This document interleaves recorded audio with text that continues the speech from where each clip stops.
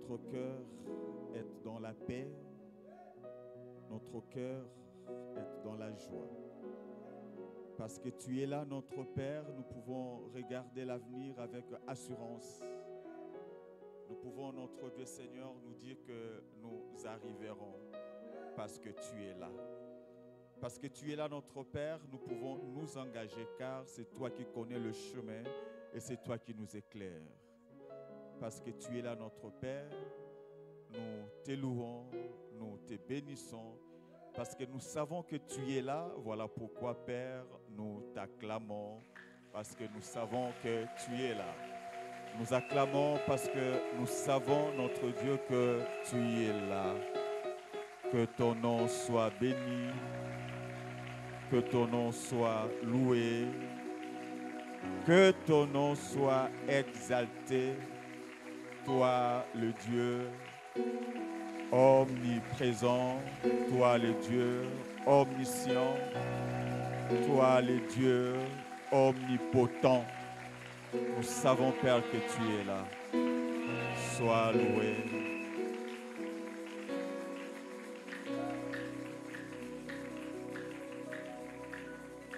Père, parle à ton peuple, écoute. Tu connais le cœur, notre roi. Tu connais notre roi, la préoccupation de chacun d'entre nous. Alors Dieu, nous voulons t'écouter. Parle, car ta parole donne la vie. Ta parole ressuscite des morts. C'est ta parole qui a créé toutes choses. Elle peut encore créer aujourd'hui ce qui n'a jamais existé dans notre existence. Béni sois-tu parce que tu vas parler. En ton nom, nous avons ainsi prié. Amen. Merci, nous restons debout, bien-aimés. Nous allons lire la parole de Dieu.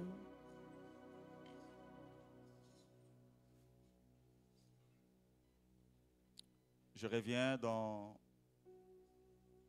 un des textes que nous avons déjà lu récemment, Éphésiens chapitre 4.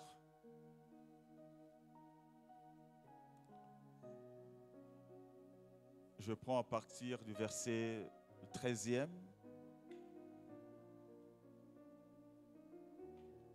Bien, je commence carrément à partir du verset 10e et nous allons nous arrêter au 15e verset. La Bible dit ceci. Celui qui est descendu, c'est le même qui est monté au-dessus de tous les cieux, afin de remplir toutes choses. C'est lui qui a donné les uns comme apôtres, les autres comme prophètes, les autres comme évangélistes, les autres comme pasteurs et docteurs, pour le perfectionnement des saints. Cela en vue de l'œuvre du service et de l'édification du corps du Christ, jusqu'à ce que nous soyons tous parvenus à l'unité de la foi et de la connaissance du Fils de Dieu, à l'état d'homme fait, à la mesure de la stature parfaite du Christ. Ainsi, nous ne serons plus des enfants flottants et entraînés à tout vent de doctrine, joués par les hommes avec leurs fourberies et leurs manœuvres séductrices. Mais en disant la vérité avec amour, nous croîtrons à tous égards en celui qui est le chef, Christ. Parole du Seigneur.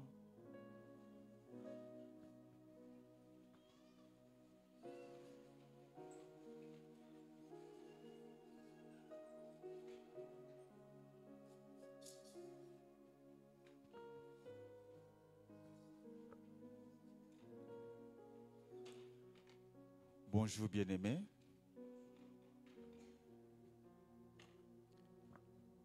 Nous bénissons le Seigneur pour cette grâce d'être encore ensemble en ces lieux pour partager la parole de Dieu, pour louer notre Créateur, louer celui qui nous a gardés depuis tout ce temps et qui, par son amour, a permis que nous soyons encore là. Nous allons donc continuer, chers frères et sœurs, dans notre texte. Le texte, je vous l'ai dit plutôt, dans notre thème, les thèmes que nous avons commencé et que nous allons aborder pendant 4 mois. Ces thèmes que nous connaissons, renaître, grandir et ressembler à Christ. C'est là le thème que nous allons poursuivre encore ce matin. Ces cultes bénis, comme le disait le bien-aimé Puissance, bénis par la présence de Dieu. Ces cultes bénis parce que le Seigneur nous amène à être encore témoins de cet engagement de nos bien-aimés qui aujourd'hui se présentent devant le Seigneur, devant l'Église pour leur mariage. Voilà, c'est ce que nous allons dire. Amen. Renaître, grandir et ressembler à Christ. Je me dois, bien-aimé, rappeler que notre thème de l'année, c'est l'année de la Renaissance. Je voudrais encore, bien-aimé, dire que lorsque nous parlons de la Renaissance, nous devons comprendre cela dans 2 dimensions. La Renaissance. La Renaissance, d'abord sur le plan spirituel. La Renaissance aussi sur le plan matériel, ce qui renvoie au rétablissement, ce qui renvoie à la restauration. La Renaissance sur le plan spirituel, je dirais qu'elle est très importante. Et nous devons, bien aimés, commencer par là, la Renaissance. Je bénis le Seigneur parce que nombreux parmi nous, nous sommes nés de nouveau. Moi, je suis né de nouveau. Alléluia. Et je le crois, bien-aimé, aussi pour toi qui me suis aujourd'hui et qui régulièrement vient prier en ces lieux. La renaissance sur le plan spirituel, bien-aimé, renvoie à la conversion. Et la conversion, bien-aimé, elle est la base de toutes choses parce que nous devons partir de là. Sans la conversion, nous serons heureux de t'avoir ici dans notre église comme membre, comme frère. Nous t'appellerons frère. Tu auras ta carte de membre. Ton nom sera inscrit dans la liste de membres de la PPISTA. Nous serons heureux de t'avoir. Nous serons heureux, bien-aimés, de recevoir de toi les dons, les dîmes, les offrandes. Nous serons heureux, bien-aimés, de recevoir de toi parfois la consolation lorsque nous serons abattus, éprouvés. Tu seras là parce que nous sommes ton frère. Mais je voudrais, bien-aimés, insister là-dessus. La Renaissance nous interpelle et nous appelle, surtout, bien-aimés, à nous rassurer que nous marchons avec Jésus-Christ. Alléluia. Ça nous appelle et nous interpelle pour que nous puissions nous rassurer que Jésus-Christ est le maître de notre vie. Car un jour viendra, la trompette sonnera, les morts en Christ ressusciteront. Et nous, qui avons reçu Jésus-Christ comme notre Seigneur et Sauveur, nous serons transformés et nous allons rencontrer Jésus avec les morts qui seront ressuscités. Nous allons rencontrer Jésus dans les airs. Et nous allons partir avec lui pour régner avec lui de l'autre côté. Alléluia.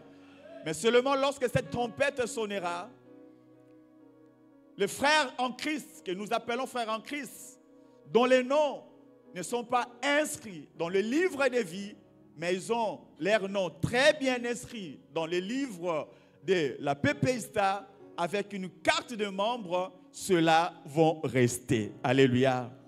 Alors je ne voudrais pas que tu restes, bien-aimé. C'est pourquoi nous avons dit la renaissance, c'est pour nous interpeller. Il faut que tu te rassures que toi aussi tu es né de nouveau. Alléluia. Il faut que tu te rassures que toi aussi tu as accepté Jésus-Christ dans ta vie. Bien-aimé dans le Seigneur, nous cheminons ensemble. Chaque dimanche, nous sommes là. Chaque dimanche, nous louons le Seigneur. Chaque dimanche, bien-aimé, nous venons bénir le Seigneur ensemble. Nous l'adorons ensemble. Nous donnons les offrandes. Nous apportons nos dîmes ensemble en ces lieux. Mais je voudrais être avec toi lorsque la tempête sonnera. Alléluia. Je voudrais être avec toi, bien-aimé, lorsque la trompette sonnera. Car bientôt, et très bientôt, cette trompette va sonner. Alléluia. Alors, bien-aimé, ne sois pas dans la distraction. Rassure-toi que Jésus-Christ est le maître de ta vie. Alléluia. Rassure-toi, bien-aimé, que tu as donné sincèrement ta vie à Jésus-Christ. Car un jour, la trompette sonnera. Amen. La renaissance, bien-aimé, dans le Seigneur, c'est aussi, comme je disais tantôt, la restauration, le rétablissement. Et nous courons, bien-aimé, nous voulons aussi, nous aspirons aussi à cela. Ma prière est que le Seigneur restaure la santé de quelqu'un. Ma prière est que le Seigneur restaure, bien-aimé, la profession de quelqu'un. Ma prière est que le Seigneur puisse restaurer l'harmonie dans le mariage de quelqu'un. Ma prière est que le Seigneur puisse restaurer, bien-aimé, la bonne relation entre toi et tes enfants. Ma prière, bien-aimé, est que le Seigneur puisse restaurer, bien-aimé, l'harmonie dans cette église. Et que tu vives réellement la restauration. Alléluia. Que tu vives, bien-aimé, le rétablissement dans tout ce que tu fais. Mais alors, bien-aimé, la renaissance, mais aussi, bien-aimé, il ne faut pas seulement que nous puissions renaître, mais nous devons aller de l'avant. Nous devons aller de l'avant. Lorsque nous sommes restaurés, nous ne devons pas rester souples. Nous devons aller de l'avant. C'est pourquoi nous avons parlé de la maturité. Quand on parle de la maturité, bien-aimé, dans le Seigneur, cela renvoie aussi au fait de grandir. Grandir, bien-aimé, cela nous amène à entendre donc la maturité. Mais quand on parle de la maturité, c'est quoi la maturité? Comment pouvons-nous comprendre la maturité? Lorsqu'on parle de la maturité, bien-aimé, mettons-nous d'accord que la maturité, c'est lorsque quelque chose est prêt à être utilisé. Voilà ce que j'appelle la maturité. Lorsque nous avons un fruit prêt à être consommé, ce fruit est donc arrivé à la maturité. Lorsque nous avons un homme prêt à être utilisé dans l'église, voilà, bien-aimé, un homme qui est mature.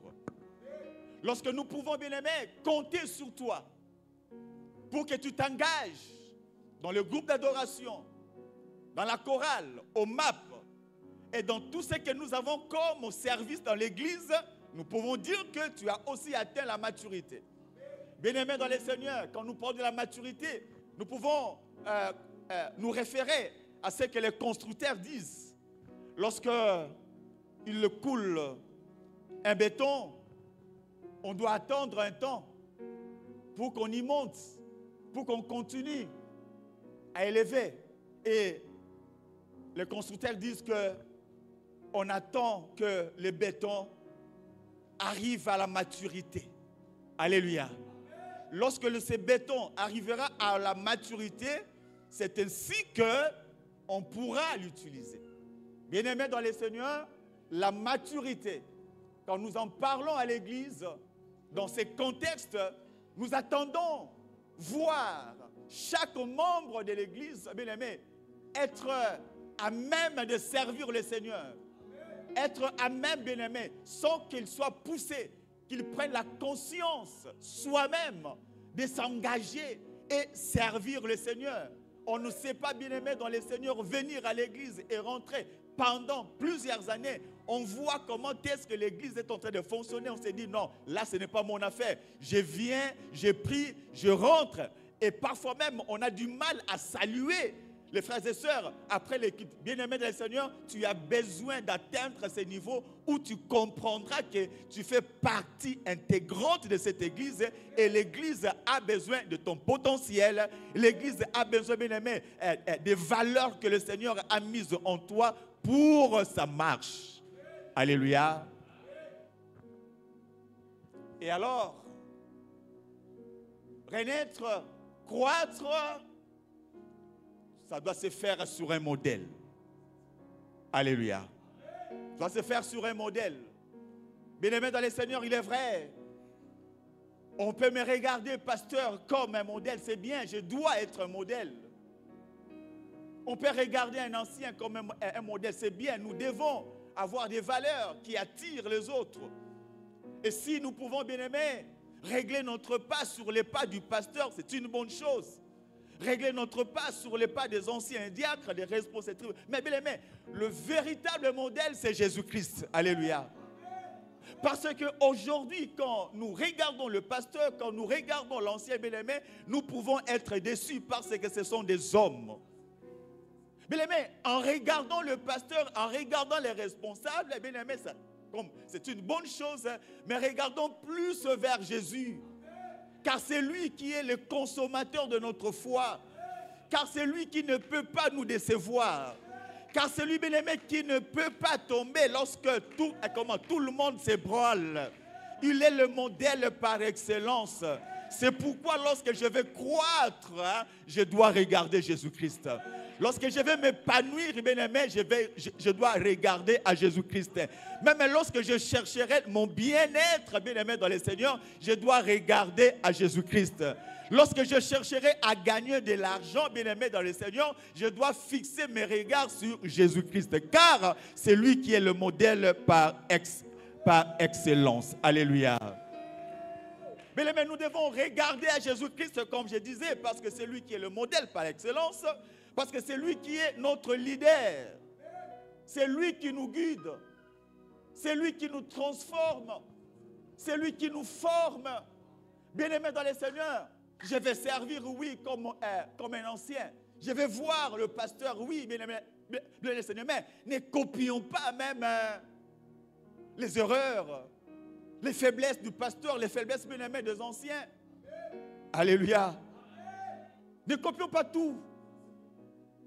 J'étais, dans le cadre de ma formation, dans une école pour accompagner certains enfants. Nous sommes arrivés avec des condisciples. Nous sommes entrés dans cette classe. Il y a un enfant qui a crié, s'adressant à mon condisciple. Il dit, papa, regarde celui-ci. Il copie tout ce que les amis font. Il dit, mais il copie même les bêtises de tel.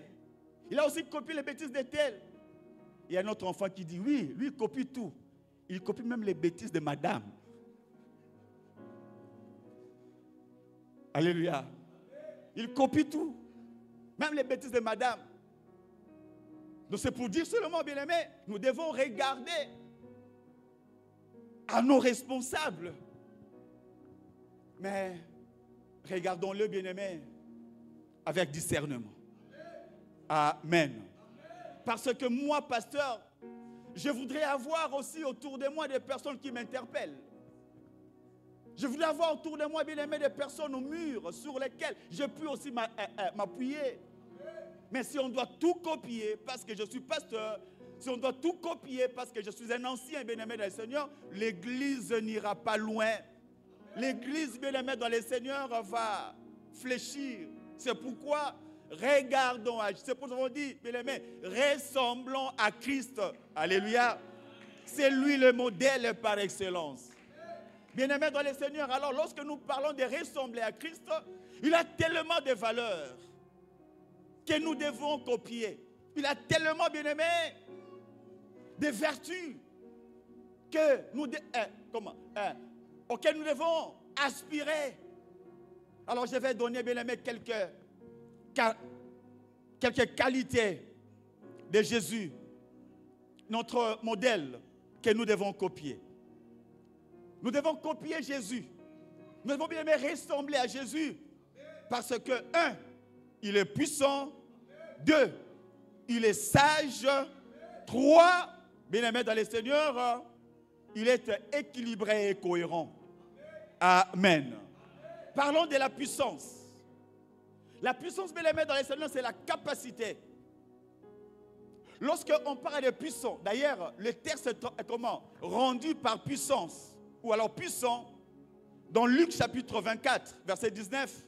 La Bible dit, la Bible nous parle de Jésus-Christ. Là, ce sont des disciples sur le chemin d'Emmaüs. Lorsque Jésus-Christ est venu les rencontrer, sans les reconnaître, ils ont commencé à parler de Jésus. Ils ont dit, un prophète puissant en œuvre et en parole. Alléluia. Il est puissant en œuvre et en parole. Donc, lorsque nous devons ressembler à Jésus-Christ, bien aimé dans les Seigneurs, nous devons savoir qu'en Jésus, il y a la puissance. Lorsqu'il parle, il y a la puissance, bien aimé. Lorsqu'il agit aussi, il y a la puissance. Alors, lorsque moi, je veux ressembler à Jésus-Christ, il faudra assez que ma parole ait la puissance. Alléluia. J'ai pris que le Saint-Esprit, bien aimé, agisse dans chacun d'entre nous. Lorsque j'ouvrirai ma bouche pour parler de Jésus-Christ, que la puissance de Dieu agisse et que les hommes soient convertis. Lorsque je parlerai à mes enfants, bien aimé, que je ne parle pas seulement comme mon papa, mais parce que je ressemble à Jésus-Christ, lui qui est le modèle, bien aimé, que sa puissance me revête. Lui qui a conduit les disciples, que la puissance de Jésus-Christ, bien aimé, me saisisse enfin que ma parole aide réellement mes enfants. Je ne voudrais pas avoir des enfants koulouna. Je ne voudrais pas avoir des enfants tête à l'air. C'est pourquoi j'ai pris, oh Dieu, moi comme parent, rends-moi aussi puissant que ta puissance qui t'a caractérisé me caractérise aussi. Quand je parlerai à mes enfants, bien-aimés, que ce soient des enfants bien réglés. Alléluia. Il est puissant en parole. Il est puissant aussi en œuvre. Oh, que le Seigneur nous rende aussi puissants en œuvre. Il est puissant, bien-aimé, mais aussi en lui, il y a la sagesse. La Bible dit, dans Luc chapitre 2, verset 5, il grandissait en sagesse, en stature et en grâce. Alléluia. Lorsque nous voulons, bien-aimé, ressembler à Jésus-Christ, je ne sais pas, qu'est-ce que tu vois en Jésus? Tu veux ressembler à Jésus. Tu es appelé, bien-aimé, à tendre vers la stature parfaite de Jésus. Mais qu'est-ce que tu vois en Jésus que tu veux ressembler? Bien-aimé, voyons en Jésus la puissance, voyons aussi en Jésus la sagesse. Pourquoi la sagesse? Et la sagesse, c'est quoi, bien-aimé, dans le Seigneur? Quand nous regardons dans le Proverbe chapitre 12, verset 15, la Bible dit, tel qui parle légèrement blesse, comme le glaive, mais la langue du sage apporte la guérison. Alléluia. C'est-à-dire que le sage, c'est un homme qui peut guérir. Lorsque nous sommes dans une société, bien-aimée dans le Seigneur, où les gens sont blessés, dans cette société, bien-aimée dans le Seigneur, où les gens sont tourmentés, où les gens, bien-aimés, ont beaucoup de problèmes, le Seigneur veut que ses serviteurs soient ceux-là qui apportent la paix. Ceux-là qui apportent la paix, bien-aimés, sur le plan spirituel et aussi, bien-aimés, sur le plan physique, matériel, sur le plan moral. Les hommes de Dieu, les enfants de Dieu doivent être ceux-là, bien-aimés, qui apportent la paix. Je bénis le Seigneur pour l'enseignement que nous avons eu hier ici avec le pasteur Mwimba, lorsqu'il a parlé, bien-aimé, de la générosité. La générosité, bien-aimé, dans le Seigneur, C'est un don du Seigneur, la générosité. Elle est capable, bien aimé dans le Seigneur, de consoler le cœur. Elle est capable, bien aimé dans le Seigneur, de raffermir le membre fatigué. Nous devons, bien aimé dans le Seigneur, être ces gens capables, par notre sagesse, guérir. Par notre parole, guérir. Par notre parole, apporter la paix. Par notre parole, bien aimé, affermir les membres qui sont fatigués, même ceux qui sont prêts à abandonner, que je sois celui-là. Que le Seigneur utilise avec sagesse pour aider les autres. La sagesse, bien aimé, guérit. Et la Bible dit que Jésus-Christ grandissait en sagesse, en stature et en grâce. La sagesse, bien aimé, était un des éléments qui le caractérisait. C'est pourquoi ceux qui s'approchaient de lui rentraient étant remplis de paix. Ils rentraient, bien aimé, ayant la solution. Ils rentraient, bien aimé, avec joie. Parce qu'en Jésus-Christ, il y avait la sagesse. Avec la sagesse, bien aimé, du Seigneur, qu'on a retrouvée en Jésus-Christ, il n'y a pas un psychologue capable, bien aimé, de s'approcher de lui. Il est celui qui connaissait le cœur. Et celui, bien aimé, quand il regardait, il pouvait comprendre quel était l'état psychique de quelqu'un. Il pouvait comprendre, bien aimé, quelle était la réalité psychique de chaque individu. Et voilà pourquoi il pouvait, bien aimé, dans le Seigneur, venir au secours de ceux qui étaient abattus. Parce qu'en lui, il y avait la sagesse. Alléluia. Que le Seigneur, bien aimé, dans le Seigneur, accorde à chacun d'entre nous d'être sage. La sagesse, avec la sagesse, bien aimé, dans le Seigneur, nous pouvons construire. C'est pourquoi la Bible dit, Proverbe chapitre 14, verset 1, la sage femme bâtit sa maison. Il peut construire. Aujourd'hui, si l'Église est l'épouse de Christ, nous pouvons construire notre pays. Nous pouvons reconstruire ce pays. Nous pouvons ramener la paix là où la paix n'y avait plus. Bien-aimé dans le Seigneur, la sagesse construit. Celui qui est sage, donc, est capable de construire des vies. Il est capable, bien-aimé dans le Seigneur, construire la nation avec la sagesse. C'est pourquoi la Bible dit que Jésus-Christ croissait en sagesse. Il est venu dans ce monde avec une mission. Il est venu dans ce monde avec la mission de sauver. Il est venu dans ce monde dans le Seigneur avec la mission de conduire les hommes et femmes vers son Père. C'est pourquoi il a dû être rempli de la sagesse. Et lorsque nous voulons tendre vers Jésus, regardons en lui aussi la sagesse. Allons vers cette sagesse. Demandons à Dieu, bien-aimé, de nous remplir de la sagesse. Oui, bien-aimé, dans ce monde où le diable agit, où le diable cherche à faire tomber les enfants de Dieu, où le diable cherche, bien-aimé, à faire tomber l'Église, il faut qu'il y ait des hommes sages, capables, bien-aimés, avec cette vertu de comprendre les manœuvres de l'ennemi. Avec la sagesse, bien-aimé, tu peux comprendre les manœuvres de l'ennemi. Avec la sagesse, bien-aimé, tu peux lire les intentions de l'ennemi. Avec la sagesse, bien-aimé, tu peux préparer ton avenir. Tu peux projeter ton avenir, bien-aimé, parce que le Seigneur t'est rempli de sagesse. Alléluia. Un homme sage, il sait comment agir pour éviter le péril. Amen. Il sait comment agir pour éviter le péril. Un homme sage, bien-aimé dans le Seigneur, comme la Bible dit, Proverbe toujours, chapitre 16, verset 15. La fureur du roi est un messager de mort, et un homme sage doit l'apaiser. Un homme sage sait comment apaiser la colère du roi. Un homme sage, bien-aimé dans le Seigneur, sait donc comment agir pour éviter le péril.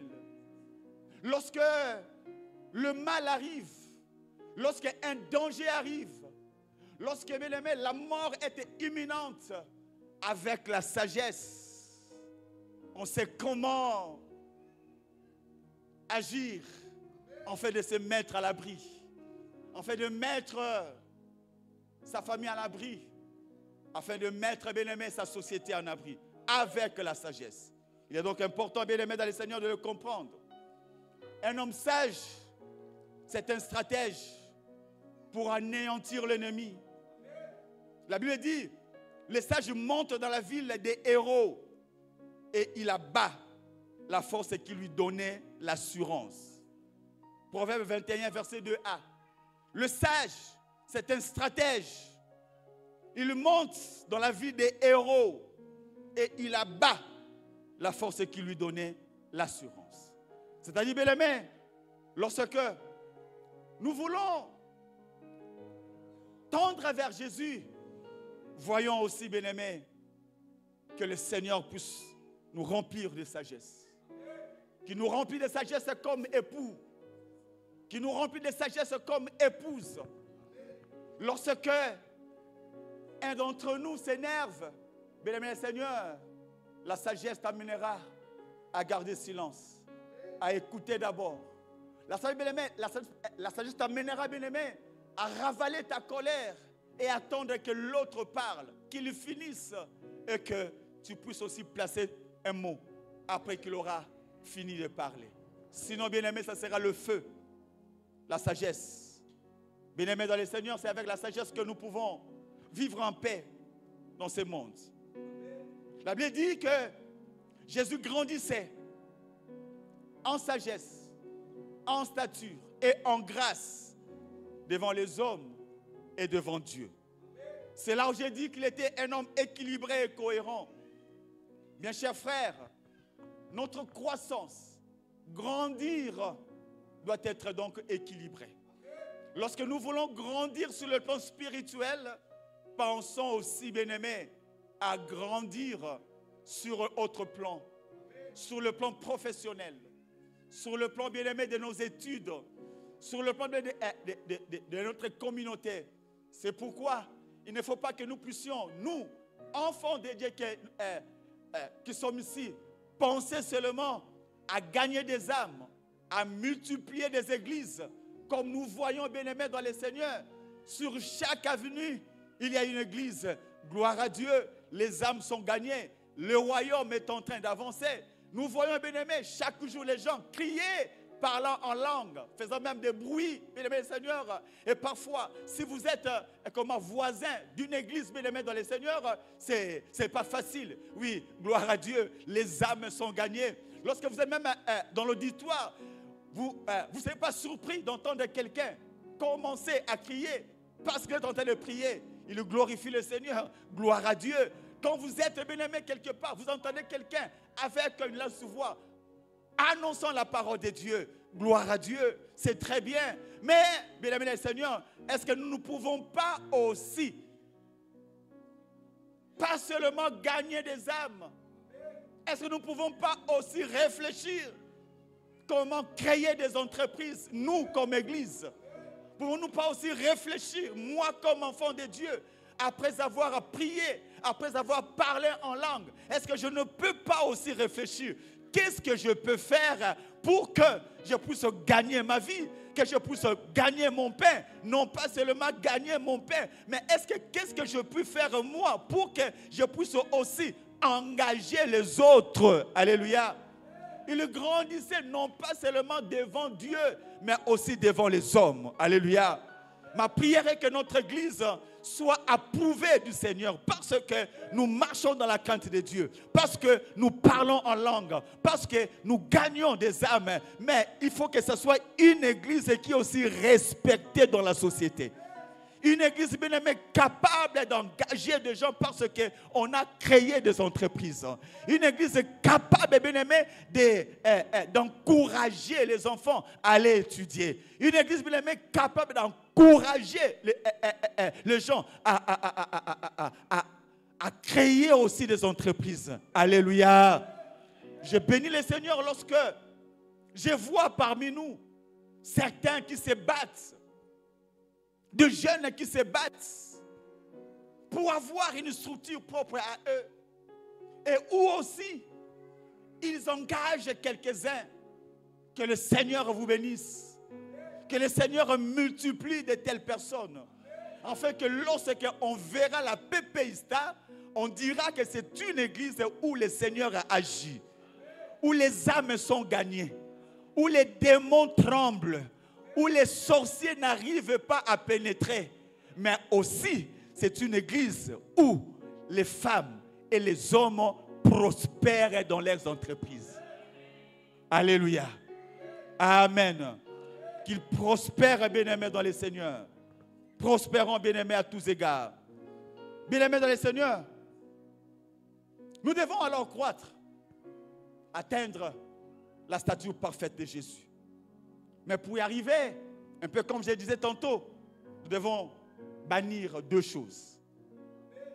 La croissance vers la stature de Jésus-Christ nous amène à bannir deux choses. La première des choses, c'est la négligence. Comme je le disais. La deuxième des choses, c'est la paresse. La Bible dit ceci. Proverbe 19, 24. Le paresseux plonge la main dans les plats et il ne la ramène pas dans la bouche. Amen. Le paresseux plonge la main dans le plat, mais il ne la ramène pas dans la bouche.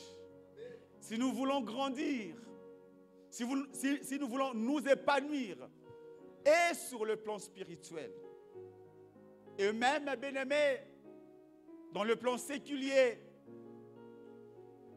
dans nos entreprises, dans nos études et partout, nous devons faire une chose: bannir la paresse.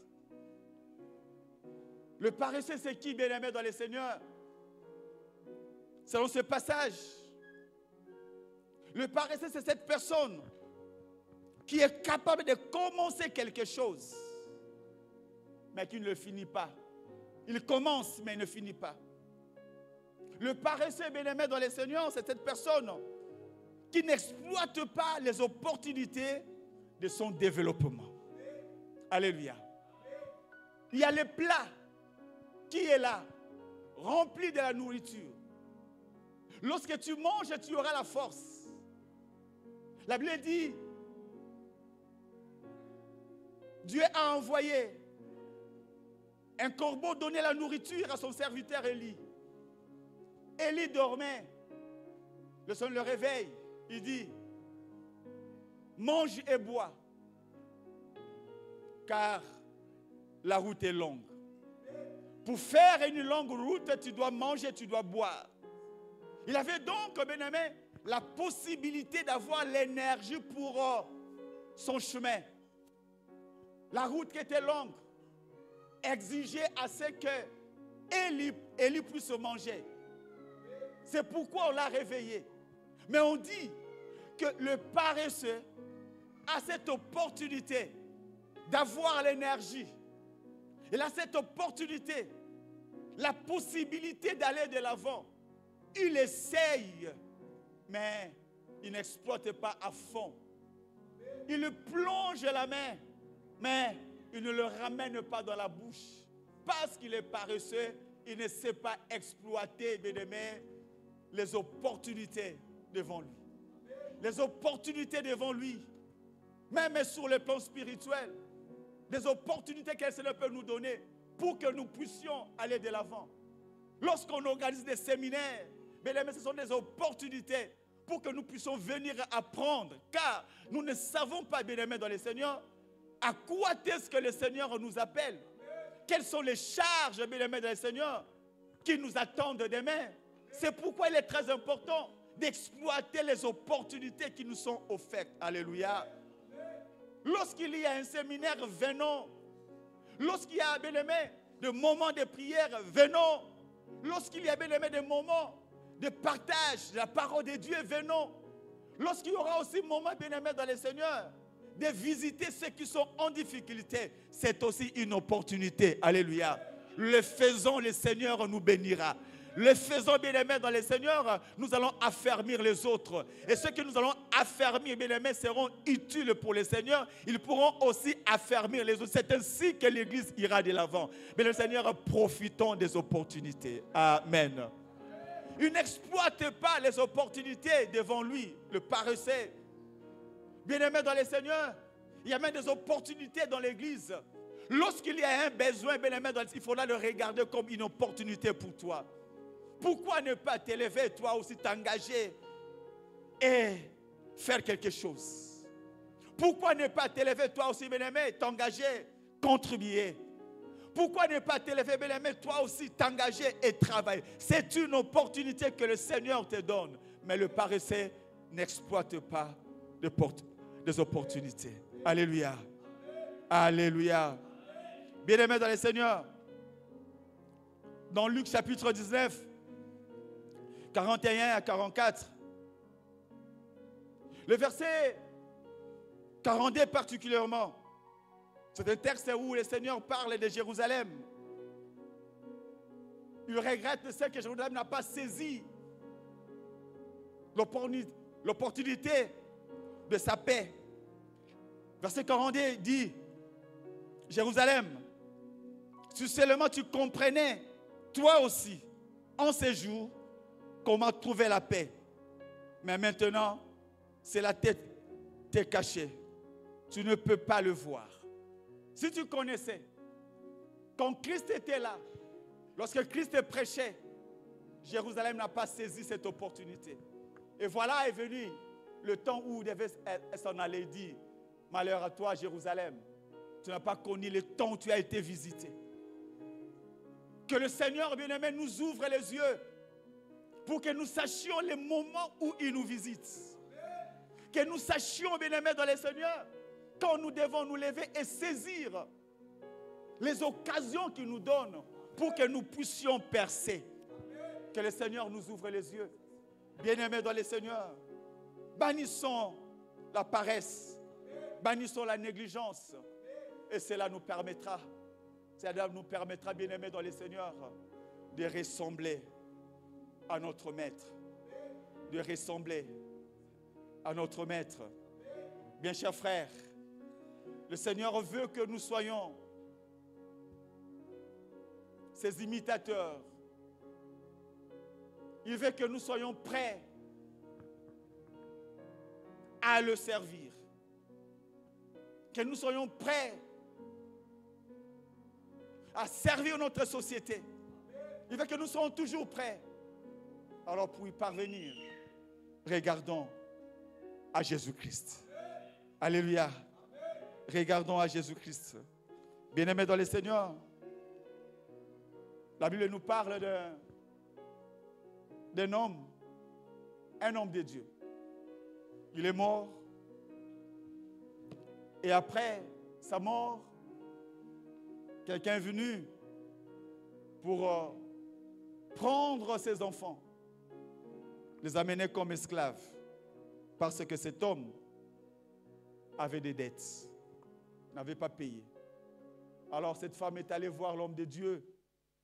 L'homme de Dieu lui a demandé qu'est-ce qu'elle avait. Elle a dit, et puis il y a eu un miracle qui s'est opéré. L'homme de Dieu lui a dit, prends cela, va, vends cela et paye ta dette avec le fruit de cette vente. Nous réfléchissons sur ça. Je me dis, cet homme de Dieu avait cette femme. Mais il est allé s'endetter parce que il voulait protéger sa femme, la garder à la maison. Il s'est battu lui-même. Mais il ne savait pas qu'il avait une valeur. Il ne savait pas qu'il avait une valeur. Il est allé se battre, s'est endetté pour sa famille. Et après cela, il est mort. Il n'a pas su payer ses dettes. Mais après, cette femme a trouvé l'homme de Dieu, un autre serviteur de Dieu qui a opéré un miracle. Il a trouvé la farine et l'huile. Il a trouvé l'huile. Il est allé vendre cette huile et il a payé, elle a payé les dettes. Je vais dire que pendant tout le temps que cet homme a vécu avec cette femme, il n'avait pas su que cette femme avait ce potentiel. Il pouvait l'aider. Il pouvait travailler ensemble. Et si cet homme bien-aimé pouvait acheter l'huile et donner à cette femme, la femme pouvait aussi travailler, pouvait aussi, bien-aimé, gagner quelque chose et l'homme serait mort peut-être sans laisser la dette. Mais seulement quand elle était avec cette femme, elle ne regardait que sa beauté. Mais elle n'avait pas su qu'il y avait une valeur dans cette femme. Alléluia. Mais c'est seulement après que cette valeur, bien-aimée, est sortie. Il y avait une opportunité. Est-ce que tu sais que tu as une opportunité à tes côtés? Papa, cette femme, cet homme, les parents que tu as, les enfants que tu as. Bien-aimés dans le Seigneur, comment regardons-nous ces enfants? Comment regardons-nous nos parents? Comment regardons-nous, bien-aimés, nos épouses, nos époux? Est-ce que tu sais que le Seigneur t'a placé à ses côtés pour que tu sois réellement une bénédiction? Est-ce que tu sais que le Seigneur l'a placé à tes côtés pour qu'elle soit réellement une bénédiction? Comment est-ce que tu la regardes? Amen. Comment est-ce que tu la regardes? Comment est-ce que tu le regardes? Bien-aimé dans le Seigneur, la Bible dit, l'homme quittera, s'attachera et les deux deviendront une même chair. Or, dans chacun, il y a des valeurs. Dans chacun, il y a des qualités. Lorsque les deux deviennent une seule chair, donc ce sont les valeurs, des qualités qui viennent ensemble. Alors pour dire que vous devenez fort avec beaucoup de qualités. Alléluia. Mais alors comment est-ce que tu regardes cette femme? Comment est-ce que tu regardes cet homme? Bien-aimé dans le Seigneur, je prie que le Seigneur fasse grâce, afin que dans votre couple, qu'il y ait réellement ces regards. Regardez l'autre comme ayant de la valeur. Regardez l'autre comme pouvant aussi contribuer pour notre épanouissement. Car le Seigneur veut la renaissance. Car le Seigneur veut la renaissance. La renaissance, c'est-à-dire, bien-aimé Seigneur, tout ce qui est en vous, qui ne fonctionnait plus, que cela, bien-aimé, puisse reprendre vie. Afin que vous regardant après quelque temps, qu'on dise réellement, le Seigneur est avec vous. Que le Seigneur vous a béni. Alléluia. Mais alors, bien-aimé, je m'adresse au couple, à tous les couples et aux couples présents aujourd'hui en honneur. Bien-aimé, vous savez, si vous voulez vivre heureux dans votre couple, privilégié, entre autres, la cohérence. Quand nous parlons de la cohérence, nous voyons le fait que l'homme et la femme sont capables de partager un même espace. L'homme et la femme sont capables de partager un temps. Lorsque, dans votre couple, vous n'aurez plus le plaisir de partager le même espace. Quand l'un est au salon, l'autre cherche une raison pour aller s'enfermer dans la chambre. Vous ne savez plus partager le même espace. Lorsque cela, bien-aimé, se retrouverait, lorsque cela, bien-aimé, serait constaté dans votre couple, dites-vous que la fin est proche. Alléluia.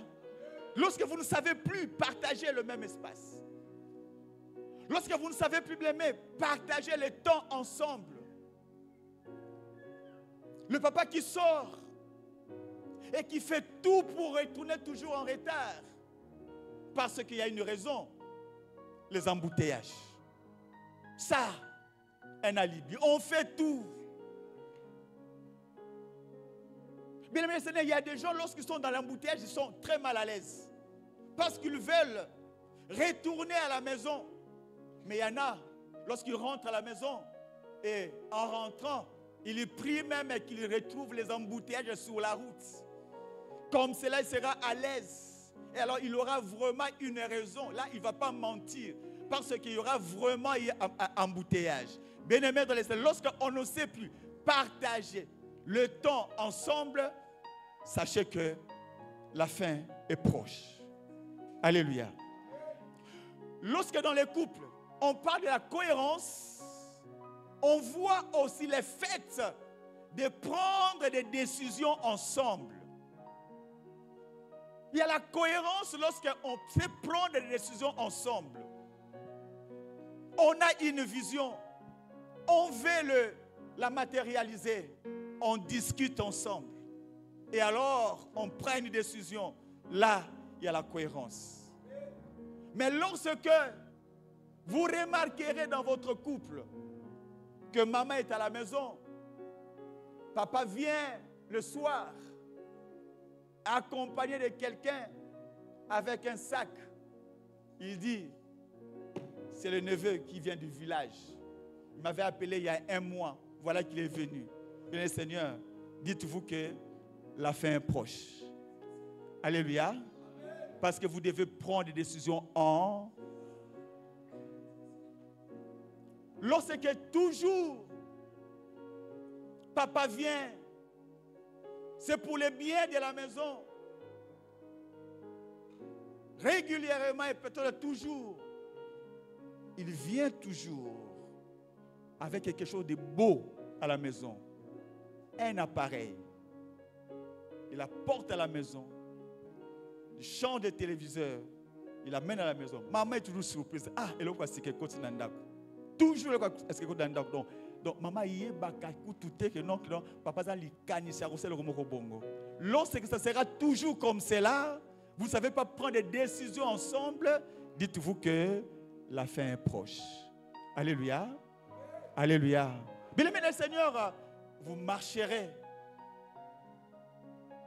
en paix lorsqu'il y aura la cohérence. Alléluia. Amen. La cohérence aussi, bien-aimé, ça s'exprime, ça se manifeste du fait que vous partagez des amis communs. Chacun peut avoir quelqu'un que l'on connaît, peut-être à l'église. Peut-être bien-aimé dans son emploi, je connais quelqu'un. Mais lorsque tu ne sais jamais saluer la soeur, le frère, qui parle souvent avec ton mari, avec ta femme, tu as horreur. Tu ne veux même pas entendre parler de lui. Tu ne veux même pas entendre parler d'elle. Mais ton mari est accroché à cet homme. Ta femme est accrochée aussi à cette femme. Parce que c'est vraiment une amie pour elle. C'est vraiment un ami pour elle. Ce n'est pas que l'entraîne dans le mauvais chemin. Non. C'est vraiment un ami avec qui il partage la parole et tout ça. Mais toi, tu ne sais pas supporter. Mais lorsque vous ne savez pas partager comme cela, des amis en commun, dites-vous que la fin, hein? Alléluia. Tu t'accroches à une personne que ton mari ne porte pas à cœur.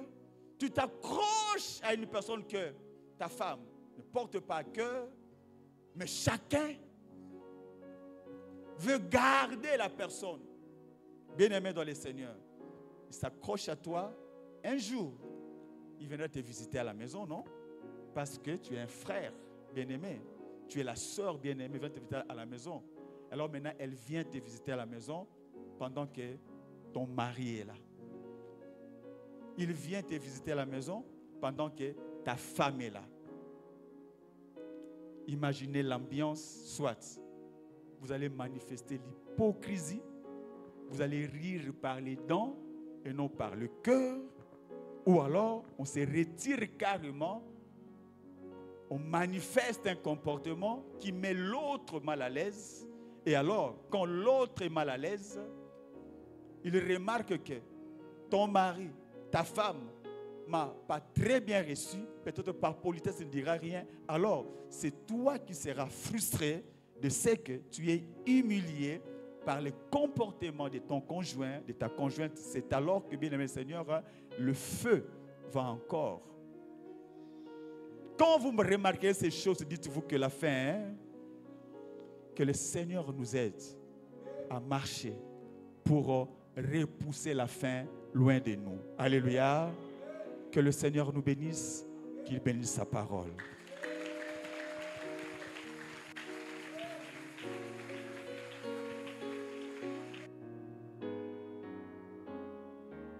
Tu peux bien acclamer le Seigneur, tu peux bien acclamer la parole.